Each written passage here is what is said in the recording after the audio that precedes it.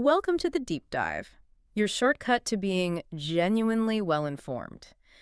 Have you ever felt that universal pull, that desire to live a life that really works? Oh, absolutely. Whether it's, nailing your career goals, finding true personal happiness, or building relationships that truly thrive, we all aim for it. We do. But it's tough. Yeah, and let's be honest, we're swimming in information, and the siren song of quick fixes for instant results is incredibly loud. It's easy to get caught looking for that one simple trick, isn't it? It absolutely is. And what often happens is, well, we find ourselves stuck constantly pointing fingers at external circumstances or maybe hoping some superficial tweak will magically align everything. Right. This deep dive is about cutting through that noise. We're getting to the bedrock, the foundational principles of effectiveness, drawing our insights today from the 7 Habits of Highly Effective People. A classic. Definitely. This is a work that's resonated deeply with, well, all sorts of people.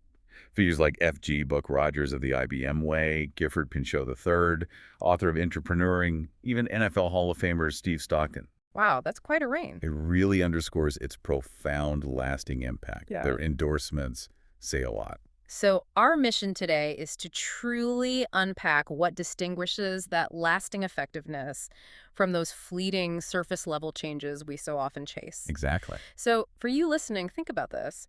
How many times have you found yourself trapped in that frustrating loop, maybe blaming a person, a job, or a situation, convinced that if they would just change, then everything in your life would finally fall into place? That feeling, of being gripped by fear or insecurity is incredibly common in our world, isn't it? People worry about job security, their ability to provide for their families. Understandably, too. And the default cultural response to that anxiety often pushes us towards an extreme self-sufficiency, a laser focus on me and mine. We think, if I just do my job well and keep to myself, I'll find happiness. And look, self-sufficiency is undeniably important, even vital as a step. But here's the unaccepted twist, maybe. We actually live in an interdependent reality. That's the key point. The truly significant achievements, the most fulfilling relationships, they actually demand a capacity for interdependence that stretches far beyond simply being self-sufficient. Right. And that's something no quick fix can ever give you. Precisely. The real pitfall, the one that keeps us trapped, is blaming individuals or external things for our problems. Mm-hmm. It might offer, I don't know, a momentary sense of relief, but it ultimately locks us into the problem long term. Mm-hmm. And then there's the despair that can set in when we feel like victims, just cogs in a giant impersonal machine. That's when we lose our hope and our power to act. Yeah, that feeling of being powerless. You've likely experienced that cycle of blame or despair where you try a few surface level changes and they don't stick. It's incredibly frustrating when that happens. Which brings us to a concept that truly shifts your perspective: the power of paradigm shifts. It's fascinating how profoundly our perceptions influence our behavior, isn't it? It really is. Think of paradigms as the fundamental lenses through which we see the world. The word itself comes from a Greek root meaning pattern or perception. Okay. Our paradigms are the deep-seated ways we understand everything around us, often shaped by a lifetime of conditioning, from family, school, work, and even the subtle cues of social norms. It's like we're wearing invisible glasses. Exactly. And it's remarkably quick how our perceptions can be conditioned. Remember that simple 10-second image experiment, where just a brief exposure to one image influences what you see in a subsequent ambiguous one. Oh, yeah, I remember that. It's striking. If 10 seconds can do that, imagine the cumulative impact of a lifetime of conditioning. It shapes our attitudes and behaviors in ways we're often not even conscious of. And the core insight here is truly profound. We see the world not as it is, but as we are. That's the crux of it. This is why when someone disagrees with us, our knee-jerk reaction is often to assume there's something fundamentally wrong with them. Right. We think, how can they not see it? We don't always realize they're simply looking at the exact same situation, but through their own unique lens, colored by their entire life's experiences. And this isn't just a personal concept. History is full of these powerful paradigm shifts. Think of Einstein's theory of relativity completely reshaping our understanding of the universe after Newton's mechanistic view. Huge shift. Or the germ theory fundamentally changing how we understood and treated disease. These weren't just new ideas, they were revolutionary shifts in perception. Okay. Similarly, in personal effectiveness, there's a crucial shift from what the author calls the personality ethic, which focuses on superficial techniques, image, The attitude. quick fixes we mentioned? Yeah. It shifts to the character ethic. This ethic is rooted in deep principles and unwavering integrity. True effectiveness, what he calls primary greatness, stems from that inner character, not just outward skills, which are merely secondary greatness. Primary greatness versus secondary greatness. I like that. It makes a clear distinction. So as you navigate your own challenges, it's worth asking, what lens are you really viewing this through? Are you constantly looking for external quick fixes, or are you ready to dig deeper and look for internal principles to guide you? Yeah. Because that leads us directly to the heart of lasting change, the inside-out approach. This is the bedrock. Seriously. If you genuinely want to change a situation, you absolutely must first change yourself. Start with you. Start with you. And to change yourself effectively, you have to start by shifting your perceptions, your paradigms. The inside-out approach means you begin with your innermost self, your foundational paradigms, your character, your core motives. Okay, inside first. It's vital to grasp this. Yeah. Personal victory, or self-mastery, is the prerequisite for public victory, which is success in relationships and teamwork. You simply cannot reverse that process. Right. It's like trying to demand a harvest before you've even planted the seeds and nurtured the soil. It just doesn't work. That's a stark contrast to the outside-in paradigm, which, let's be honest, often leads to a lot of unhappiness. It really does. That's the mindset where we constantly focus on others' weaknesses or external circumstances, thinking, oh, if they would just change, then I'd be happy. We've all been there. The author shares a common observation of unhappy couples, where both parties are absolutely desperate for the other to change, constantly listing their faults. But as he points out, that outside-in attempt to fix relationships is ultimately futile. Yeah, you can't force change on someone else. Right. To truly understand what we're talking about, the author defines a habit as the powerful intersection of three essential components. Okay, what are they? First, knowledge understanding what to do and why it matters. Second, skill knowing how to actually do it. And third, desire having the genuine will, the motivation to make it happen. Knowledge, skill, desire. Got it. All three. And here's where it really hits home. Learning and not doing is not learning. Knowing and not doing is not knowing. Powerful, isn't it? It really is. All three of these components, the knowledge, the skill, and the desire, are absolutely non-negotiable for a habit to truly form and become a part of your life. This leads us to a crucial concept. The PPC balance. Think of it like this.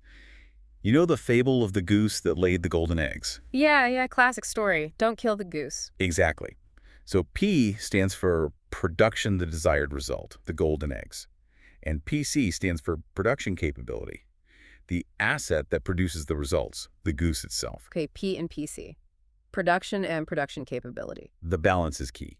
If you focus only on getting more and more golden eggs, P, without caring for the goose, PC, you'll eventually kill the asset and the production stops. Makes sense. Conversely, if you're obsessively caring for the goose, PC, but never actually getting any eggs, well, you won't have the resources to sustain yourself or even the goose in the long run. So you need both. That's such a great way to think about it. The danger is always sacrificing one for the other. It applies everywhere. In parenting, for instance, a dictatorial parent might focus purely on rules and obedience, P, right? Yeah, the eggs of compliance. But in doing so, they neglect the child's self-esteem and long-term capability for independent thought, PC.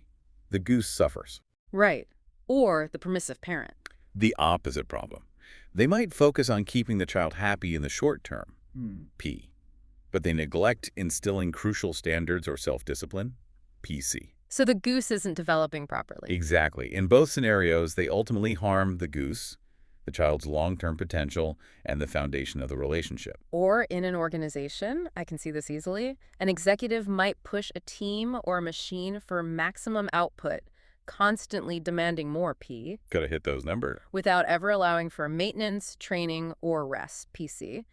They might get praised or promoted for those short-term golden eggs, but they leave a dead goose, a burned-out team, or a broken system for the next person. Happens all the time. So pause for a moment and consider in your own life, where might you be neglecting the goose?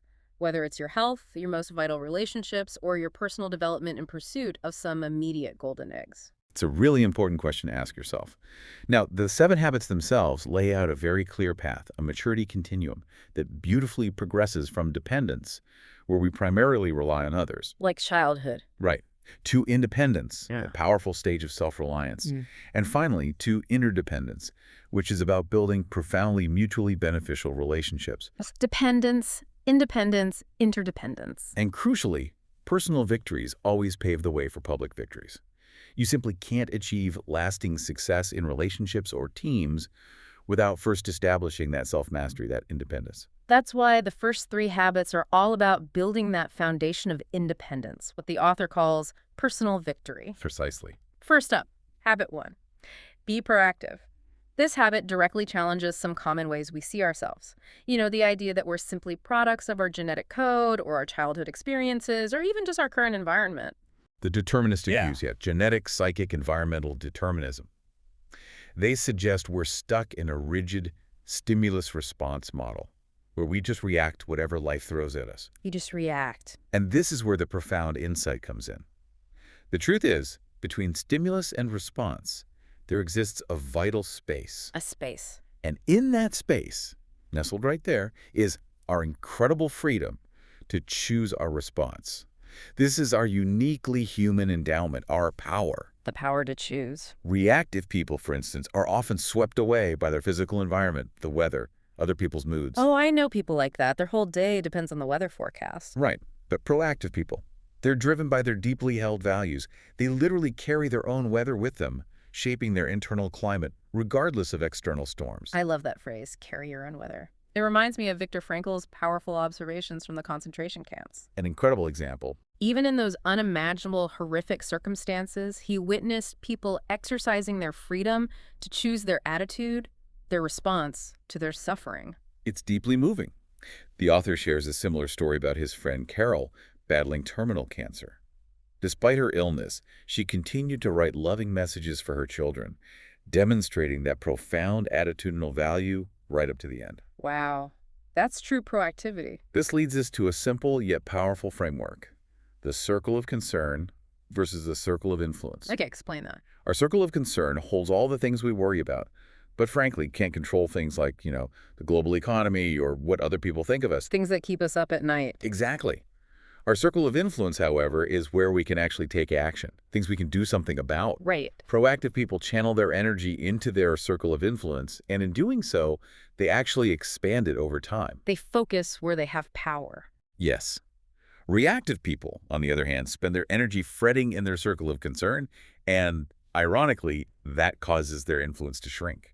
They feel more and more like victims. It really boils down to the difference between focusing on the haves and the bees, doesn't it? That's a great way to put it. Reactive people tend to say, oh, I would be happy if I had no debt, or a better boss, or obedient children. If only. But proactive people shift that language to, I can be more patient, I can be more wise, I can be more loving, focusing on their being, their character. Think of Joseph from the Old Testament. Despite being sold into slavery, imprisoned, terrible circumstances, Right. he remained incredibly proactive, always focusing on what he could be, on his character and contribution, and influencing his situation from the inside out, eventually rising to great power. An amazing story of proactivity. So just reflect for a moment, you listening. How often do you catch yourself using reactive language like, I have to, instead of intentionally choosing, I choose to? That shift in language is small, but it's powerful. Moving on to habit 2. Begin with the end in mind. This habit is built on a fundamental principle the author calls two creations. Two creations. Simply put, all things are created twice. First, there's a mental creation, a blueprint, a vision, an idea. The thought. And only then comes the physical creation, the actual building or execution. The thing makes sense. The whole idea here is to hold your desired end, your vision, as a constant frame of reference for everything you do. Like a compass. Exactly. The author offers a stark exercise. Visualize your own funeral. Really consider what you would want people to say about your life, your character, your contributions. That's intense. It is, but that incredibly vivid picture provides immense perspective for all your daily choices. I can see how that would clarify things. In the business world, successful companies are masters of this. They meticulously define their desired product or service before they ever start building it. That first creation is clear. Like the blueprint. That's precisely why so many businesses falter.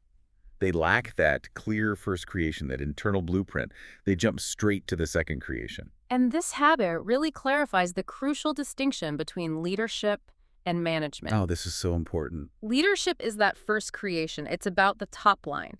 It's defining what you want to accomplish, or as the author puts it, doing the right things. Setting the direction. What jungle are we in? Management, on the other hand, is the second creation. It's about the bottom line, focusing on how to accomplish those things efficiently or doing things right. How fast can we chop down these trees? How sharp are the saws? It's often said that managers are busy sharpening the saws, but leaders are the ones making absolutely sure they're in the right jungle. Love that analogy. You can climb a ladder with incredible efficiency, but if it's leaning against the wrong wall, it truly doesn't matter how fast or how well you climb. You're simply not getting where you actually need to be. Wasted effort. A truly powerful tool for this habit is creating a personal mission statement. Think of it as a constitution for your life, firmly rooted in your core principles. Your personal North Star. The source gives an example of one that beautifully balances career, family, community, and personal growth, serving as a guiding star for all choices. This habit also encourages you to engage both sides of your brain. The logical left brain for analysis, words, breaking things down, The analytical side? and the creative right brain for intuition, pictures, synthesizing the whole, seeing the big picture. The artistic side. The real power comes from achieving synergy between the two, using the whole brain. Visualization and affirmation, when done with intent, are incredibly powerful tools for mental creation, aren't they? Absolutely. Dr. Charles Garfield's research on peak performers, like NASA astronauts, they would intensely visualize every step of their tasks, mentally flying their missions countless times before ever leaving the ground. Wow, really rehearsing it mentally. It underscores this power of mental creation. So for you, do you have a truly clear end in mind for your life? Or are you perhaps letting external forces and daily demands define your path by default? A critical question. All right, now we get to where the rubber meets the road. Habit 3. But first things first. Okay, action time. This is the physical creation, the daily grind, maybe, of effective self-management. It's about consciously organizing and executing your life around your absolute highest priorities. Now, the word discipline here is key. It doesn't just mean rigid adherence to rules imposed from the outside. Not just forcing yourself. No, it actually comes from disciple, meaning to be a follower of a philosophy of principles, of deeply held values, or of a significant purpose. Following something meaningful to you. Exactly. True discipline, therefore, springs from within, driven by those deep-seated values, not just external pressures. If you look at the history of time management, it's evolved through fascinating generations. Yeah, the author outlines this well. The very first generation was simple notes and checklists, just trying to keep up with daily pressures. Reactive, really. Just putting out fires. Then came the second generation with calendars and appointment books, allowing us to schedule future events, looking ahead a bit. A bit more planning. The third generation introduced prioritization, like A, B, C, or 1, 2, 3 lists. We still see this a lot. Very common.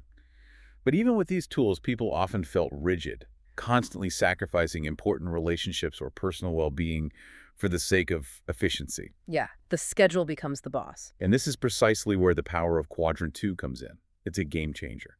This concept emerges from the time management matrix, which sorts activities based on 2 factors, urgent and important. Okay, break down the matrix. Sure, Quadrant I is your urgent and important stuff. Crises, pressing problems, deadlines, these scream for your attention. You have to deal with them. It fires. Quadrant third is urgent and not important.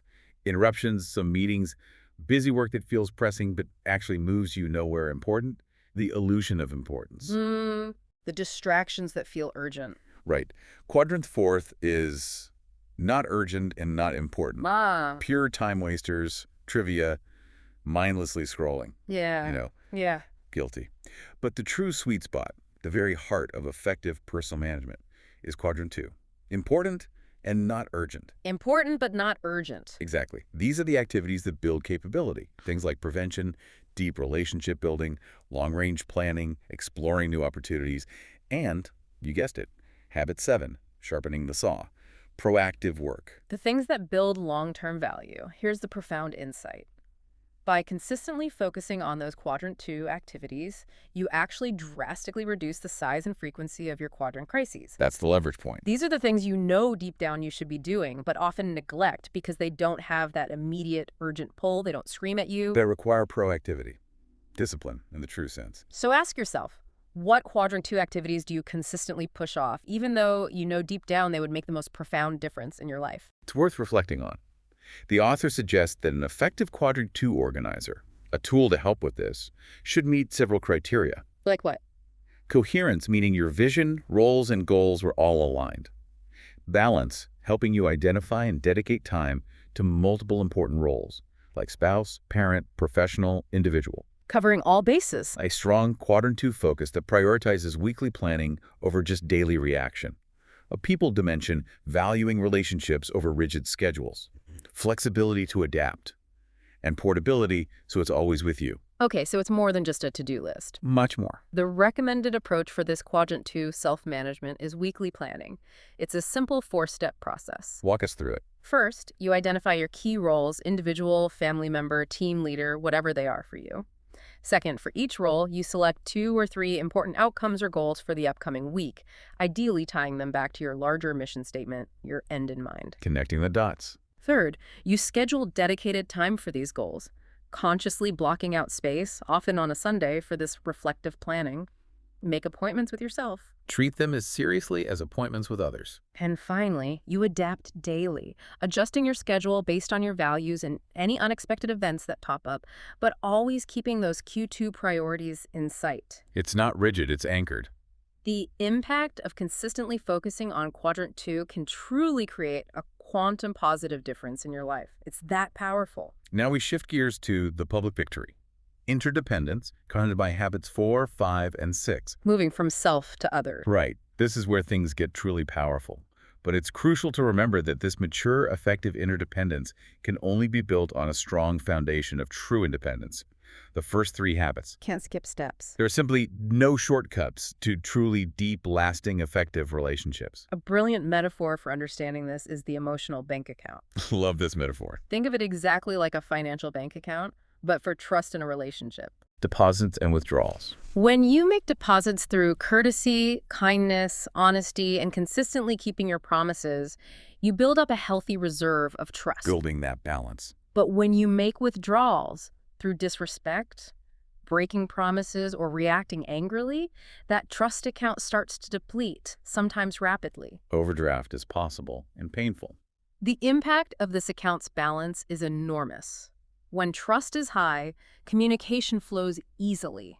It's immediate and forgiving. You can say the wrong thing, maybe? And people give you the benefit of the doubt, oh, they didn't mean it like that. Exactly. But when trust is low, communication becomes incredibly guarded. People are defensive, they're covering their backs, and you see a lot of political maneuvering. Walking on eggshells. The key deposits include genuinely understanding the individual, paying attention to those small courtesies that matter, consistently keeping your commitments. Saying you'll do something and actually doing it. Huge deposit.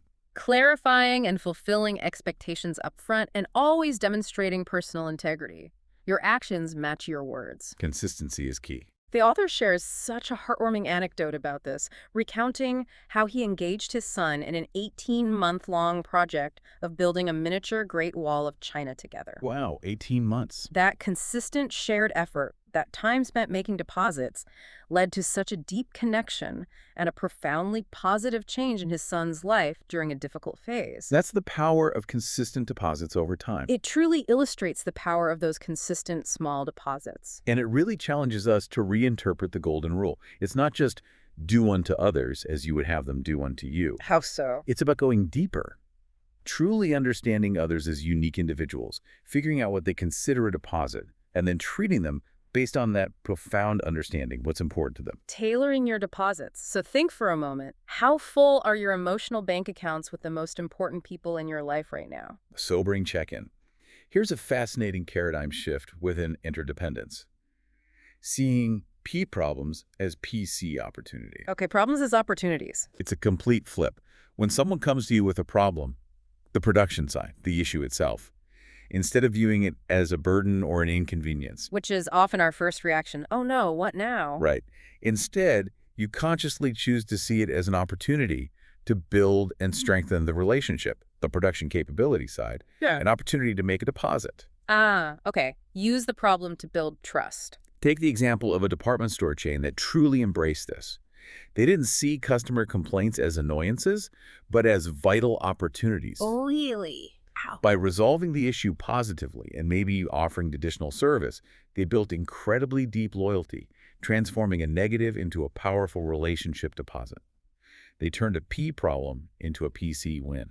That's smart. So when a colleague, a family member, or friend comes to you with an issue, what's your first reaction? Do you see a problem to be solved or an opportunity to strengthen that relationship, to build that PC? Changes how you approach it, doesn't it? Definitely.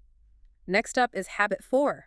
Think win-win. A very well-known habit. This isn't just a negotiation tactic, though. It's a fundamental mindset. It means continually seeking mutual benefit in all your human interactions. All of them. Striving for solutions where both parties genuinely feel good about the decision and are committed to the plan. It sees life as a cooperative arena rather than a purely competitive one. It operates from what the author calls the abundance mentality. Yeah. The deep belief that there's truly enough for everyone. There's enough success, enough credit, enough joy to go around. Instead of a fixed pie where if I get more, you get less. Exactly. The abundance mentality fosters a spirit of shared esteem, appreciation, and collaborative decision-making. This stands in direct opposition to the scarcity mentality, which constantly compares and competes, seeing life as a zero-sum game. That scarcity mindset seems pretty common. The author explores other common paradigms too, right? Yes, it helps to understand the alternatives. Winless is pretty straightforward. Mhm. It's authoritarian. If I win, you lose. Very competitive. You see it in sports, sometimes in business, even schools grading on a strict curve. Someone has to lose. Then there's loose win, which is about yielding, trying to keep the peace at any cost, often lacking clear standards or convictions, sometimes seen as being nice. The doormat approach. Can be. Yeah. And sometimes worse than win-lose because it sets no expectations, builds resentment. When two win-lose individuals collide, you get lose-lose, Everyone goes down. often driven by revenge or stubbornness. If I'm going down, I'm taking you with me. Misery loves company. And finally, there's just win, where an individual focuses solely on their own gain, completely indifferent to anyone else's outcome, as long as I get what I want. Selfish, basically. The highest expression of win-win, and a truly powerful one, is win-win or no deal. Win-win or no deal. What does that mean? If a mutually beneficial solution simply cannot be found after sincere effort, you agree to respectfully disagree and walk away. New deal. So you don't force a bad compromise. Exactly. It's far better to have no deal than to force a bad deal that breeds resentment and ultimately poisons the relationship or undermines the outcome. Preserves the relationship for future win-wins. That takes courage. It does. The author gives the example of a software company CEO who, faced with an unhappy client, chose to cancel the contract and refund their money from a win-win perspective. Said, this isn't working for you. Let's agree to no deal on this project. And what happened? That choice, that integrity, led to unexpected future goodwill and even new business down the line because they respected the client's needs. Another instance is family members choosing no deal on a video to watch rather than forcing some to be miserable just so others can win. Better to find something everyone agrees on or do different things. Right. To really achieve win-win, the author identifies 5 key dimensions. It's not just attitude. Okay, what are they? It starts with your character, your integrity, maturity, and that abundance mentality we talked about. This forms the basis for your relationships, the trust in your emotional bank account. Character and relationships first. From there, you can create effective agreements, performance agreements or partnership agreements with clear desired results, guidelines, resources, accountability, and consequences, all mutually understood and agreed upon. Clarity is key. These are supported by systems, organizational structures, compensation systems, training programs. They must be aligned with and support a win-win philosophy. You can't have a win-lose bonus system and expect win-win behavior. The system has to match the principle. And finally, it's all achieved through a careful process, which means truly seeing things from the other person's point of view. Yeah. Habit 5, identifying the core issues, exploring various options, and then selecting the best mutually beneficial solution together. It's a whole ecosystem. So in your own daily interactions, which of these paradigms do you most often find yourself operating from? Win-lose, lose-win, win. Or are you striving for win-win or no deal? How might actively embracing that change your current challenges? Food for thought. Now we come to habit 5. Seek first to understand, then to be understood. This is presented as the absolute cornerstone of effective interpersonal communication. He calls it the most important principle he learned. And the most important principle the author says he's ever learned in his own relationships. It's essentially the diagnose before you prescribe principle, and it's a powerful one. Diagnose before prescribe, like a doctor. Exactly. Just as a competent doctor would never prescribe medication or treatment without first thoroughly diagnosing the problem, we shouldn't jump to offer solutions or advice before truly and deeply understanding the other person's situation and perspective. But we do it all the time, don't we? Jump in with advice. Oh, constantly. Our natural inclination, though, is often what the author calls autobiographical listening, Autobiographical listening, meaning we listen with the intent to reply, constantly filtering everything through the lens of our own experiences, our own autobiography. relating it back to ourselves. Yeah, we're quickly evaluating that's right, that's wrong, probing with our own questions based on our assumptions, advising from our own context, well, here's what I would do, or interpreting based on our own biases and motives. And frankly, this can often feel deeply insulting to others because it subtly communicates that you're not truly hearing them. You're just waiting to talk. It shuts people down. Yeah. The alternative, the more powerful way, is empathic listening. Empathic listening. This means listening with the sole intent to understand, not to reply, not to fix, not to judge, just to understand. That sounds hard. It takes practice. It's not about mechanically mimicking someone's words. It's about genuinely trying to step into the other person's frame of reference. It's about understanding not just the content of what they're saying, but also the feelings behind their words. The content and the feelings. Okay. The author breaks down 4 stages of empathic listening, from the most superficial to the deepest. Simply mimicking content, so you're saying your boss is unfair, is a start, but it's shallow. Parroting. Better is to rephrase content in your own words. Okay, so if I understand correctly, you feel your contributions aren't being recognized. Even better is to reflect feeling, That sounds incredibly frustrating. getting to the emotion. But the deepest, most powerful level, engaging both your logical and creative brain, is to rephrase content and reflect feeling. So you feel really frustrated because you believe your efforts aren't being seen or valued. That's where the magic happens. Wow, that feels much more connecting. When you genuinely understand someone in this deep way, you essentially give them what the author calls psychological air. Psychological air, like oxygen for the soul. Kind of. It's like when you've been desperate to get something off your chest and someone just quietly listens, truly hears you, without interruption or judgment. That feeling of relief, that space to breathe where you can finally articulate your thoughts and feelings clearly, that's the psychological air. I know that feeling. It's huge. This then naturally leads to a more profound soul-to-soul communication. And only then, after you've truly understood, are you in a position to effectively seek to be understood yourself, which in itself requires a great deal of courage. So understanding comes first, always. It's fascinating how ancient Greek philosophy aligns with this. They identified 3 ways to influence: ethos, pathos, and logos. Right, the modes of persuasion. Ethos is your credibility and character, your trustworthiness, which is built through your emotional bank account. Pathos is your empathy, the emotional connection you make, showing you understand their feelings. And logos is your logic and reason, the actual content of your argument. Ethos, pathos, logo. The correct, powerful order for influence is ethos first, they trust you. Then pathos, you connect emotionally, show you understand. Then logos, you present your logic. What most of us do, however, is jump straight to logos, trying to convince with logic before we've built trust or truly understood their perspective or feelings. We lead with the facts, the argument. And wonder why it doesn't land. Think back to a time when you felt truly, deeply heard by someone. How powerful was that experience for you? How did it change your connection? It's transformative, really. Now consider how often you find yourself instinctively offering advice before you've truly listened and understood. It's a habit worth watching. Definitely. Now, for habit 6, synergize. This is described as the highest activity of life, the true test and magnificent manifestation of all the other habits working together. The peak, in a way. What does it mean? Creative cooperation. It's the principle that the whole is truly greater than the sum of its parts. Think of it as 1 + 1 = 8, or even 16. More than just compromise. Much more. It's about profoundly valuing differences, not just tolerating them, but truly respecting them, actively building on strengths, and wisely compensating for weaknesses to create something new and better than either party could alone. Valuing differences, not just putting up with them. A simple biological analogy is the creation of a child by a man and a woman. That's a profound form of synergy, isn't it? Creating something entirely new and unique. Yeah, good example. Synergy requires moving beyond rigid defensive communication. I'm right, you're wrong. And that can only happen when trust your emotional bank account is high. Back to the EBA. Always.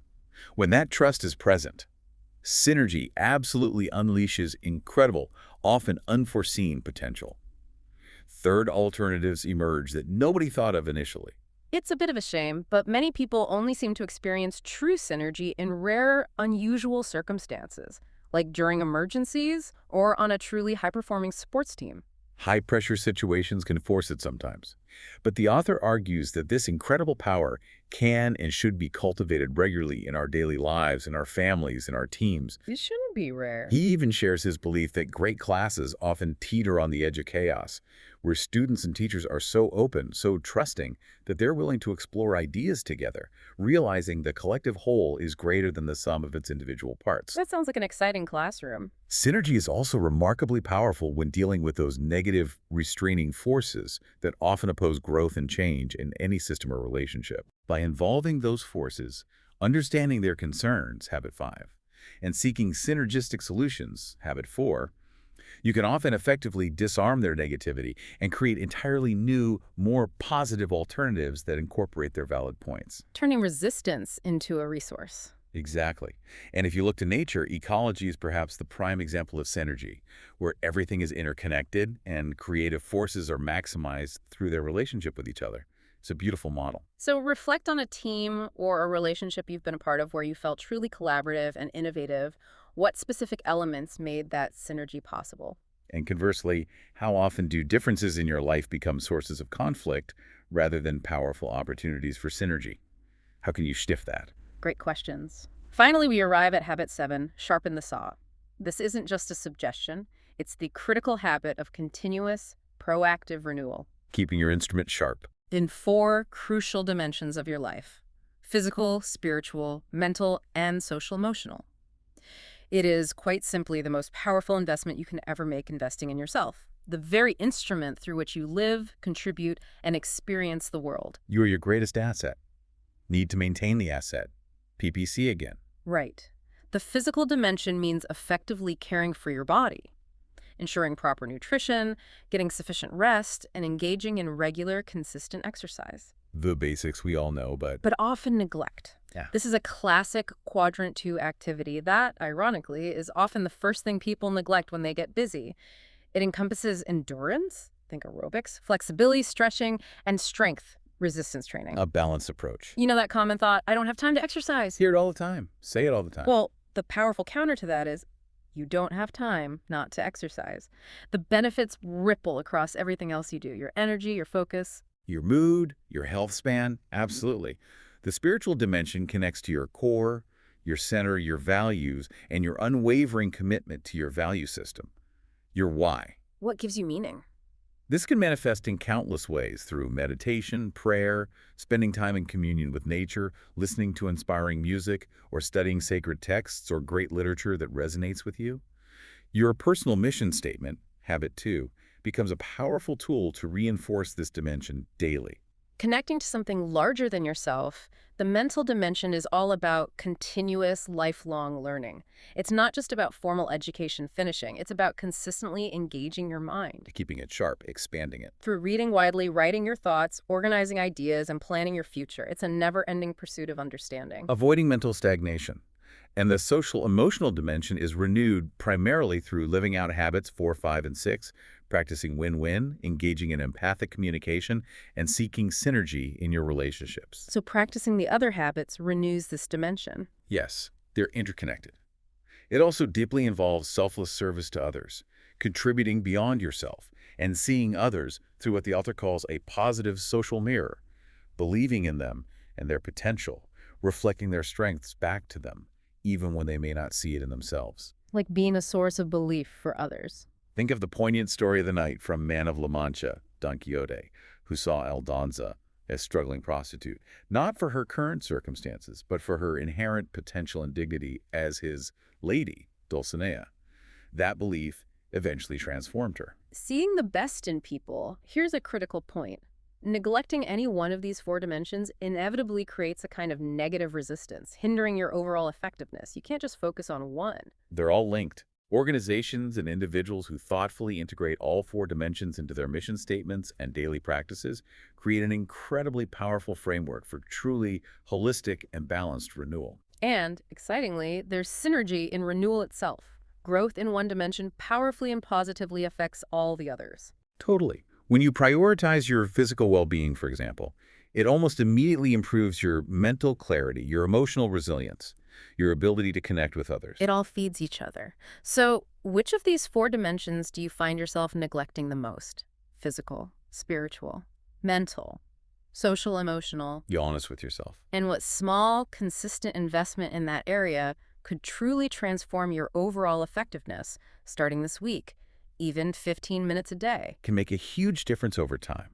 The ultimate aspiration here, the author suggests, is to embark on an upward spiral of growth, continuously learning knowledge, committing to higher principles, desire, and character, and then crucially, living them out skill. Learn, commit, do, repeat. It's a dynamic, lifelong journey, not a static destination you arrive at, moving to higher and higher levels of effectiveness and contribution.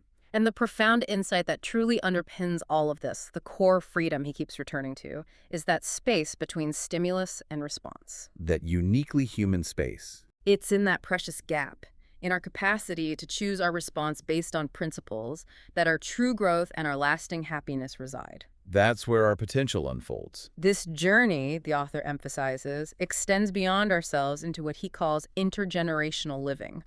Strong, interdependent families, built on these principles, Passing the torch. provide incredible power.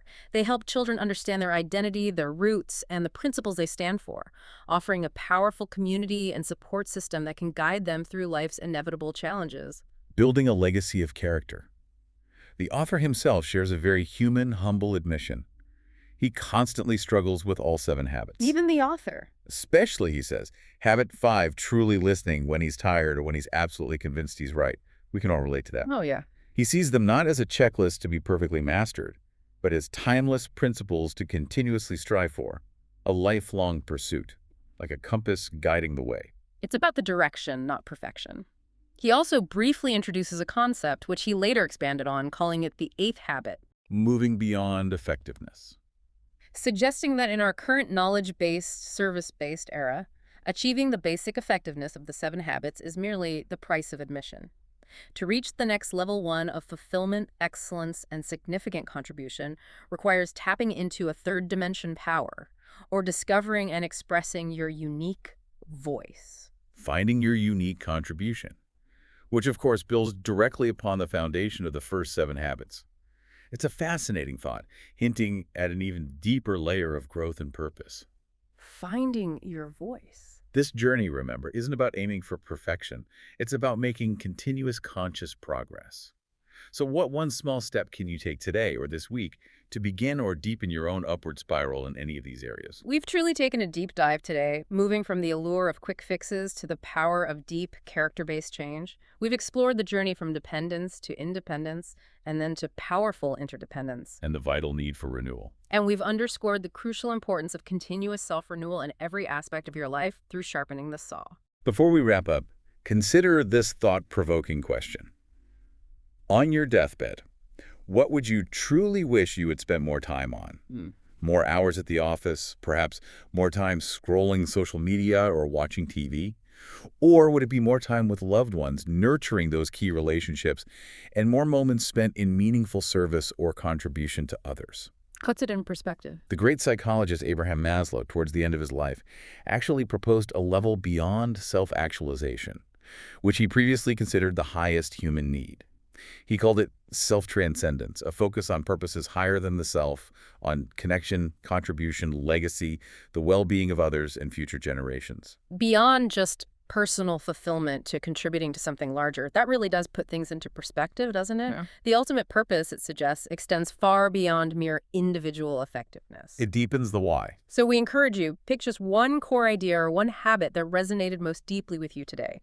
Maybe it was the PPC balance or quadrant 2 or an emotional bank account, or just seeking first to understand. Just one. And commit to taking one small proactive step this week to intentionally incorporate it into your life.